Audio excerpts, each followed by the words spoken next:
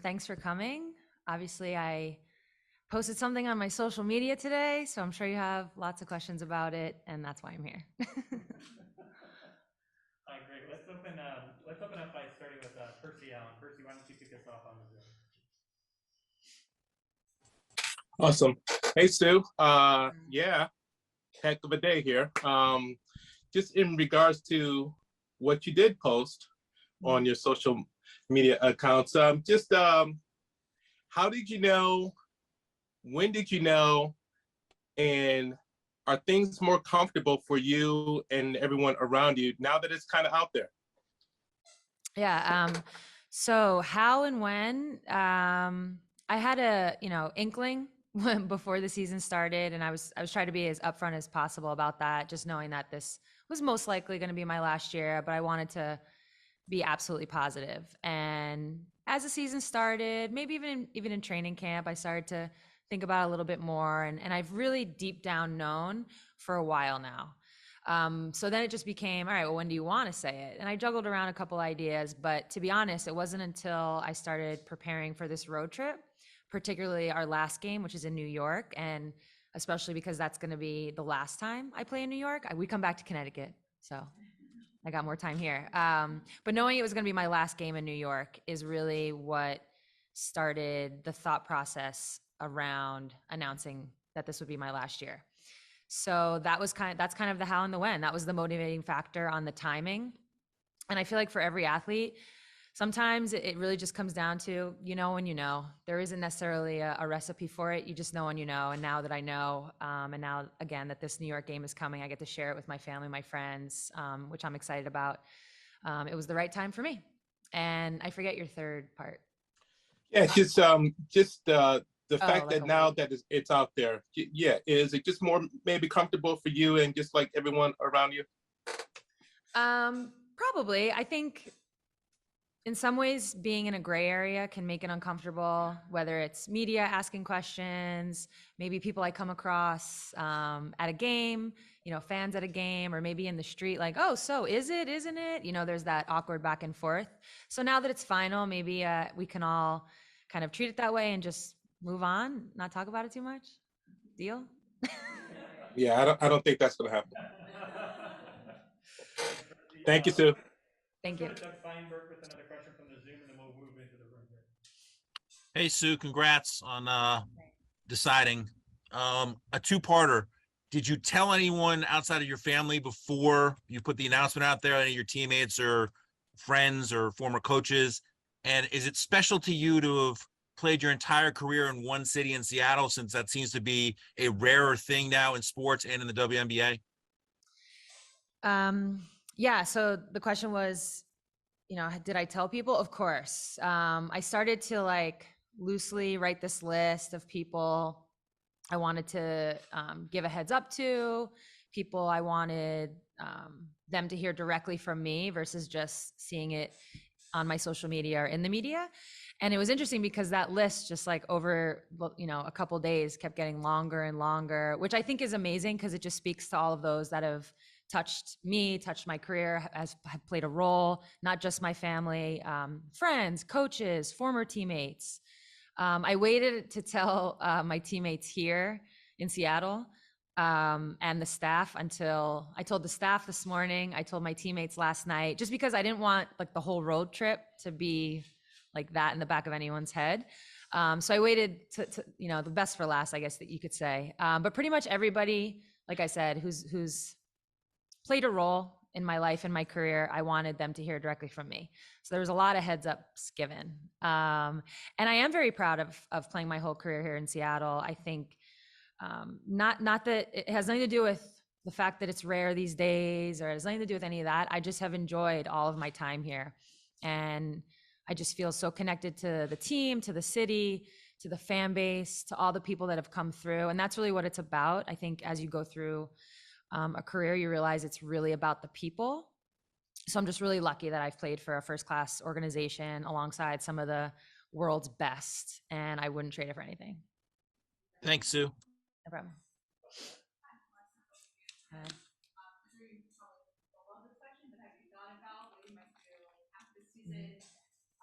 Does that give you any anxiety?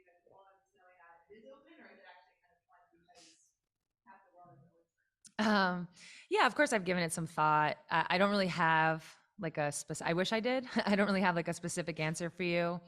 In the last couple years, I've definitely tried to dabble in some different things outside of basketball, see what I like, see what I don't like.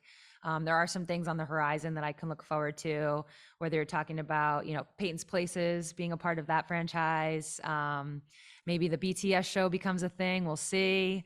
You never know. And that's really the beauty of it. And, one quote I always come back to, and I've said this before, is when Derek Jeter retired, he said he was looking forward to being like a young person again. So I realize 41 is actually young. Currently, I don't feel that way in my line of work. So it's really exciting just to know that what's ahead of me, I can be young again. I can kind of try new things and see what's out there.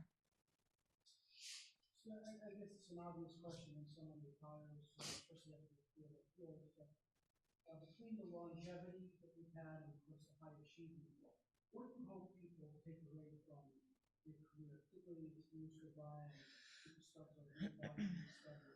What do you hope is the takeaway that people have? Oof. I don't know. I guess there's a couple ways I could answer. I do think longevity is a big part of my career. I mean, I could argue that some of my best days were in my last, I don't know, I'm like, what year is this? And my last like 4 or 5 years, probably since 2016. I mean, if memory serves, I was like WNBA first team when I was 35, right? So won 2 championships at age 37 and 39.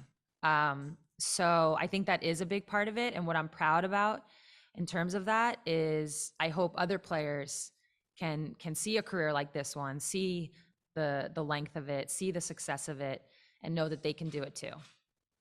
Because not that it's easy, but it's doable, right?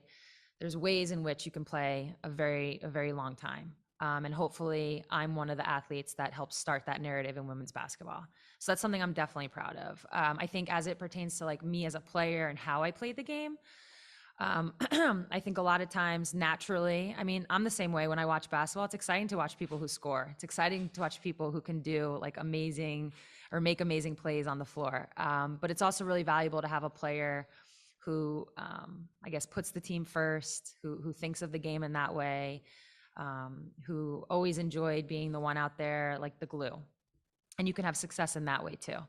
And at times I think that does get lost, and it's not the most glamorous. It does get overlooked at times, but you can still be an amazing player by doing those things. So that's kind of the 2 ways that I would look at it. So you mentioned being 41. Mhm. You mentioned you know when you know.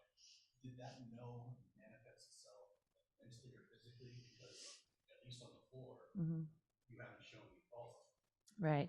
A little bit of both. I appreciate, it's funny, like, sometimes someone will be like, oh man, I can't even tell you're 41. And I'm like, what? Did you watch me play when I was 31? Like, so I can tell the difference, right? And I think that's really the big important key here.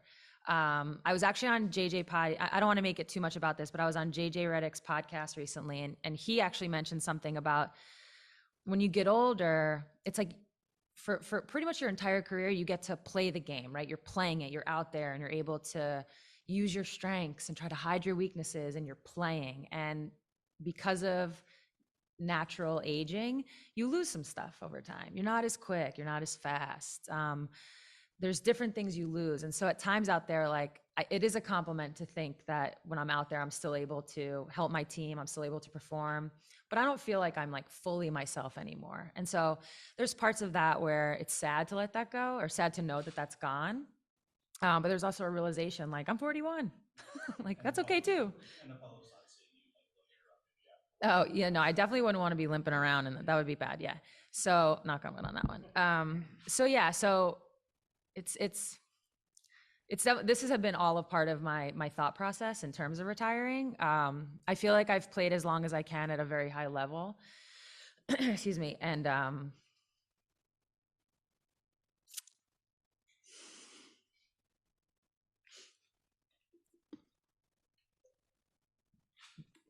is this stop crying?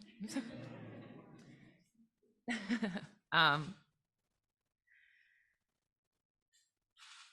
so yeah, so I feel like I've played as long as I can at a really high level, both physically and mentally, and it's just gotten harder. So, you know when to say when, you know. Take two more and then go ahead. You're gonna get a huge crowd tomorrow night. You always do it. Connecticut. So you could just talk about the Connecticut fans and just being a home away from home and how much they've helped you over the years. Yeah. No, I mean, actually, the way it turned out or worked out that I got to announce it before this game, it wasn't necessarily planned, but at the same time, it's special that it happened this way. I'm thankful that it happened this way. I also know I do return to Connecticut, so no one take offense that this was about the New York game just yet. But yeah, I'm always excited. I mean, listen, when the schedule comes out, there's two games that I circle, right, mentally. The New York game and the Connecticut game. And that's because they feel like homecomings. I know that I'm going to get the support. I know that I'm going to be able to play in front of people that, oh, tissues? I'm going to be able to play. I'm not putting them on the table. I'm going to be able to play in front of people that really watched me grow up, right? And that's really special to me. I've talked about my growing up in different ways through the years, whether it's growing up in my hometown, growing up in college, you know, becoming an adult in Seattle, growing up in front of those fans, and that's always something I really cherish. So it's of course very special that I'll get to play here tomorrow. I'm sure you overwhelmed with Mm, sentiments at yeah. this point, but are there any that stand out to you over since you put that out now? And specifically, not just, Yeah. So, like I said, there was definitely a group of people that I wanted to tell beforehand. So, and I actually haven't been back on social media much since I've like checked a little bit, but I'm like, it's too much. So, actually haven't seen a lot of the messages on social media. But the ones on my phone, of course, they're from friends, they're from family. Everybody's super supportive. Diana Taurasi's sister was like, no, I wanted to go to Paris. So there was that. But yeah, overwhelming support, which has been so great. A lot of people sharing different memories, right? Marcy Zell, who I played with at Connecticut, was like, oh my God, I remember your draft dinner, being there for your draft dinner, you know, different moments like that. So it's been really cool to have people share their stories with me that they remember. As far as Coach Auriemma, I'll actually see him. So I'm sure he texted, so did CD, Jamel, Tanya, I'll see on Sunday. But yeah, I mean, he's already kind of shared his thoughts and feelings around this. So this one particular, and I had told him ahead of time, obviously. So this one particular moment, yeah, he was just like, oh, I guess it's a pretty big deal, huh?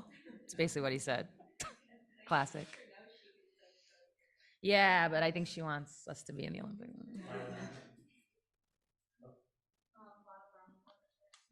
kind of just, think about, within the, day to day of being the that line and that and thought all about what aspects of that you're gonna.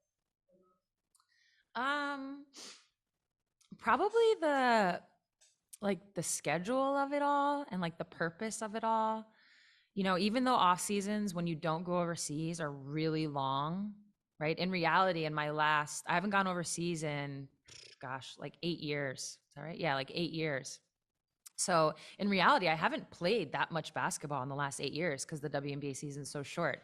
So those off seasons are long, but I always had purpose. When I woke up in the morning, I always knew I had to get my workout in because I was getting ready for a season. And I think even though believe me, there's tons of wonderful things to look forward to, like not setting alarms and going on vacations, all the things that a basketball schedule keeps you from. And I'm looking forward to those. I think I will miss a little bit of that purpose and a little bit of that grind, right? The grind and the hard parts, that's the good stuff. That's what makes you a professional athlete. So I think I'll miss a little bit of that. And then the other part, actually, we went to like a little bit of a team dinner yesterday. And I think the other part, I was actually sitting there thinking this, like, oh, I'll miss these team dinners, these moments on the bus, on the plane. Even though traveling's a grind, I'm telling you, all the grind moments, you're still doing it with a team. And I hope to find something in life that fulfills me in that way, but I know it's going to be really hard to replace those things. Let's go back to the Zoom real quick and get a couple more in from Zoom. Larry Stone, go ahead, Larry. Yeah, hi Sue. You were obviously hit with some strong emotions there a couple of minutes ago. Are you looking at this as a sad day or a happy day for you, or is it kind of a weird combination? Yeah, it's probably a combination. The sadness, I think, is just how do you not get sad? I mean, this is a like a major life decision. So, um, way to go, Larry. Um, it's something not a lot of people do something for their entire lives the way that athletes do. Um, and and I know, I mean, don't get me wrong, I know people are fulfilled in other ways. It's not about a comparison. It's just sports is different, I think. And, I've been doing this since I was 5 or 6 years old. It's really all I know. So of course I'm sad. It's a little bit of like a mourning, knowing I'm going to miss it. But I mean, I have no regrets. I feel wonderful about my career, the people I've met, the things we've all accomplished. So that's kind of like the sum up of that. And I am excited for the next chapter. Like I said, I get to start this new life. But yeah, I know my personality. This is probably why for like a lot of years I've been saying I'm not gonna announce my retirement while I play, because I know I would get like this. I'm sentimental. I don't like change. So here we are. Thank you. No problem. Let's go to Tim Booth. Tim, go ahead. Hey, Sue, congratulations. You'd kind of said, I think hinted back in February that you weren't a big fan of farewell tours and everything that went into that. Are you kind of prepared for that now, knowing that pretty much every city you're going to go into, there's going to be some sort of recognition of your career? And do you have any requests for farewell gifts from any of the teams? I am not prepared for it. In some ways, I feel like this just happened the way it happened. I didn't necessarily choose it, and that's not a bad thing. But obviously, from the moment the fans cheered and chanted for one more year to now, it just kind of happened the way it happened. So no, I don't think I'm actually prepared for it, but I'll just take it as it comes. I know it'll be interesting going from market to market. I'd like to actually give a quick shout to Dallas. We just played there for the last time, or I should say for my last time. And prior to that game, they had actually asked if they could acknowledge me. And I was like, no, it's okay. I don't need that. So I don't want them to think that there's anything personal there. So thank you to Greg Bibb for trying to do that. I just wasn't there yet. And I actually, to be honest, I'm even toying with the idea of, do I let teams do that? Do I need that? I don't know. I feel like I don't personally need that, but I also understand that there are fan bases that might want to, take that moment. Even in Dallas, I came out after the game to sign some autographs, and they tried the one more year chant. I was like, not this time. It's not going to work this time. But yeah, I'm not prepared for it. So we're all going to just have to experience this out as it goes. All right, thanks, Tim. A couple more Zoom, and then we'll come back to the room. Kevin Elton, go ahead, Kevin. Hey, Sue, this might overlap a little with the earlier question, but as you went through that list of people who have been influential in your career, did any of those conversations stand out? And did anyone try to talk you out of it?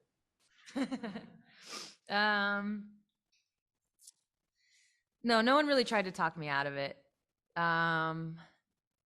There's definitely a few that stand out. I like, I would kind of start by being like, hey, I have something I want to tell you, want to tell you before it hits the news. And then I would always be like, we can save the mushy stuff for another time. Like, that's not what this is. But a couple of people didn't listen to me.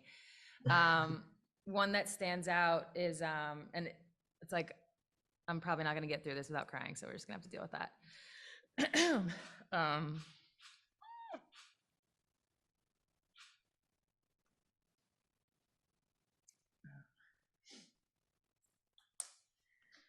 Jeez, this is so stupid. Oh, okay. Is Karen Bryant.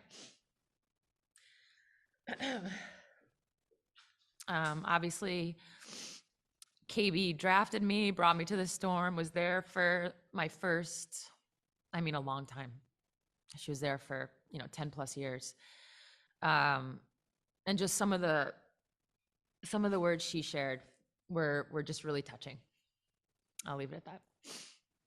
Thanks.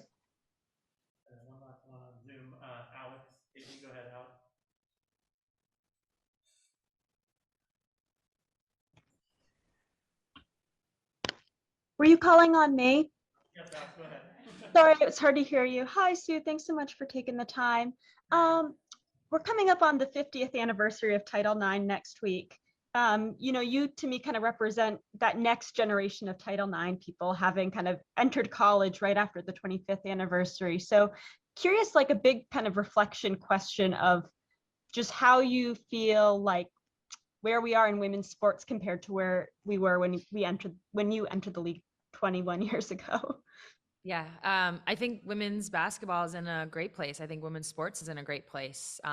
So many differences in a good way from when I first entered the league. And obviously, I think we can all feel that momentum building. And, you know, I couldn't be more proud of the younger generation right now because they're the ones that are now entering this league and really pushing the envelope. In a lot of ways, my generation, you know, we got to have the opportunity off the backs of those that started the league, which was documented recently in the 30 for 30.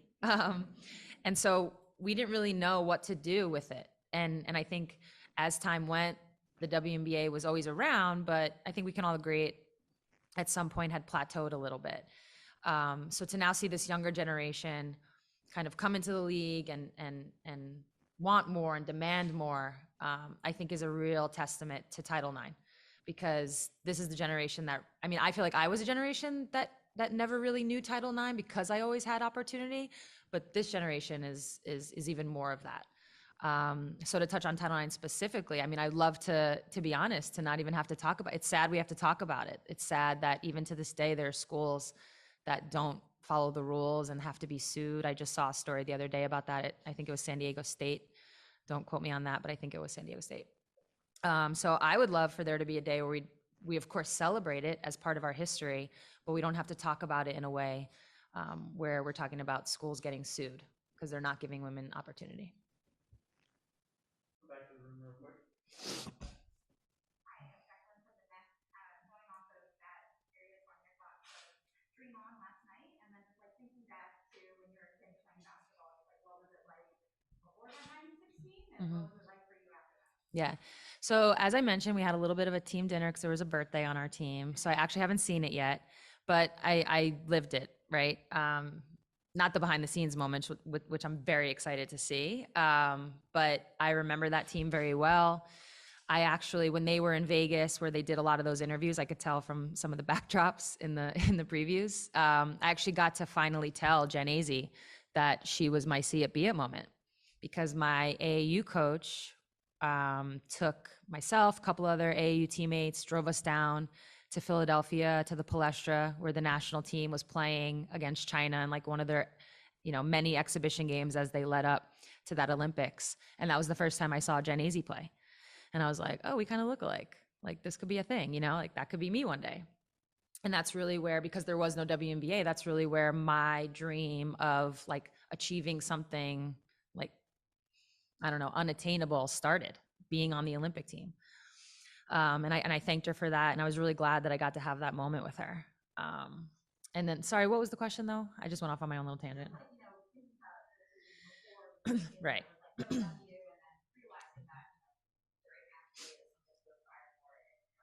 Right. So I actually kind of, luckily, I actually kind of answered that. I think before, or even in that moment of going to watch them play, because there was no WNBA, that was, let's see if it was 90, that was like a 13, 14-year-old little me, right?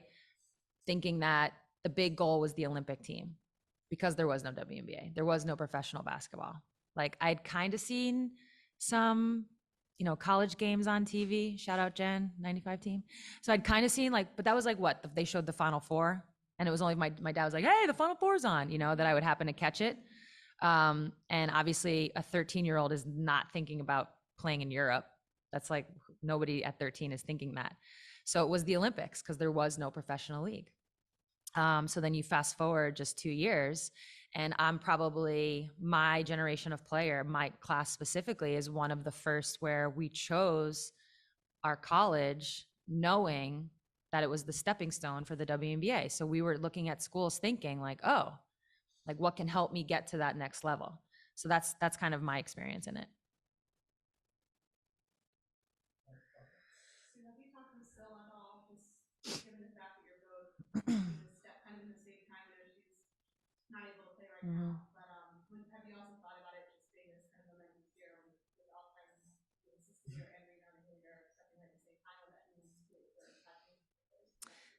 Yeah, we text every now and then, mostly you know, when Syl announced that it was going to be her last year, you know, I obviously reached out.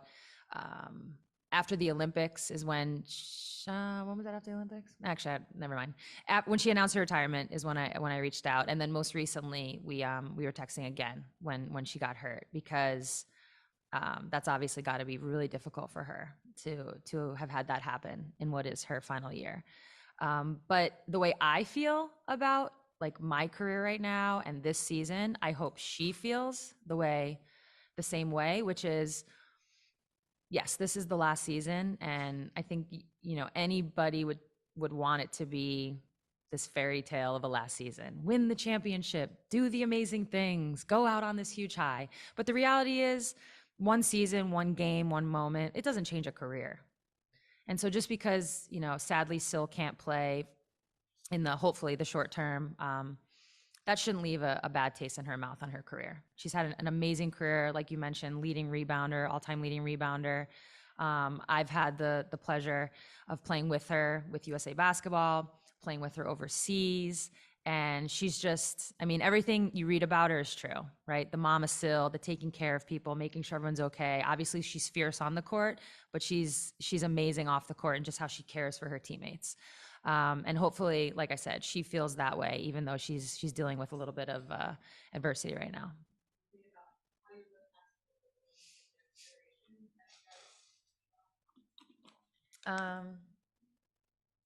Yeah, I guess a little bit. No, I think that's just like part of the responsibility. I think when you play as long as we have, it just naturally happens. And I think what's unique about both me and Syl is that I think we take joy in that. We find joy in that, in making sure the younger generation is set up for success. For her, I mean, you can just see it, even in like a social media post. Excuse me. You can just see how her teammates interact with her and how they respond to her. You can see it. You know, they're really playing for her in a lot of ways. And I know for me here in Seattle, especially when we drafted Jewel and Stewie, it was like, okay, these are the two. They're definitely the ones that are going to be taken over when I'm done. So I wanted to make sure they were prepared and set up for success in all the ways that I knew. I just wanted to like pass on that knowledge. A few more on the Zoom before we wrap up. There's time for a couple more questions. So we'll start with Jeff Brown. Jeff, go ahead. Yeah, so dating back to when Lauren Jackson had her retirement ceremony in Seattle, you got on the mic and you said you kind of felt like this was also your retirement way back then. I'm wondering, kind of, have you spoken with Lauren? I know now she's unretiring. This is like, what's going on? You're had you spoken with her, your fondest memories with Lauren, and do you expect her at your retirement ceremony? Yes, Lauren made the cut on the list, so I gave her the heads up. No, I mean, the good thing about me and Lauren is I think we've always been really upfront and honest about what we have meant to each other in our careers. And that happened, of course, when she retired. I was able to share my thoughts and feelings around that at her ceremony. So yeah, so when I told her this, she was wonderful.